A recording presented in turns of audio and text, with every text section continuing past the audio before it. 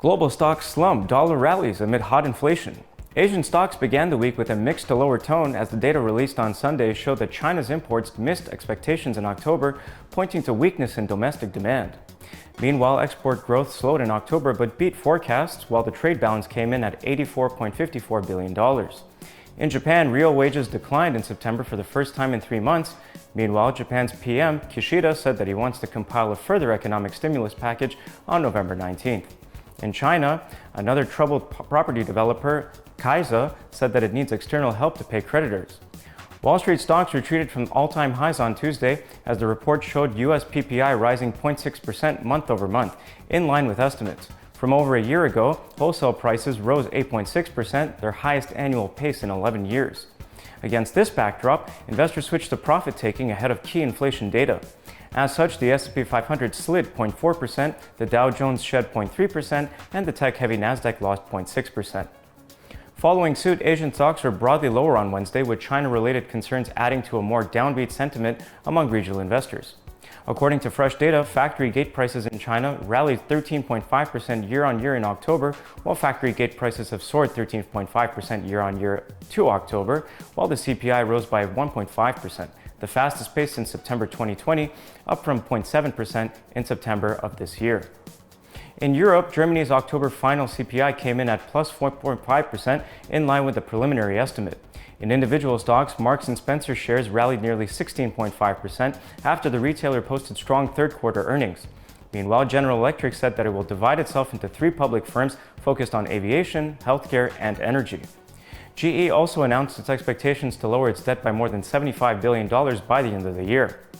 Stocks finished 2% lower on Wednesday. European stocks closed slightly higher on Wednesday, with the Pan-European Stock 600 closing up by 0.2% provisionally. The key data out of the United States showed that the CPI surged 6.2% from a year ago in October, the most since December 1990. On a monthly basis, the CPI increased 0.9% against the 0.6% estimate. Furthermore, core inflation, stripping out food and energy, increased 4.6%, the fastest gain since August 1991.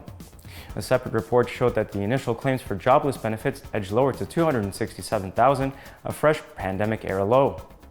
Hotter than expected CPI data pushed the dollar higher across the market amid rising worries about the escalating inflation that could cause the Fed to tighten policy more quickly than it has signaled.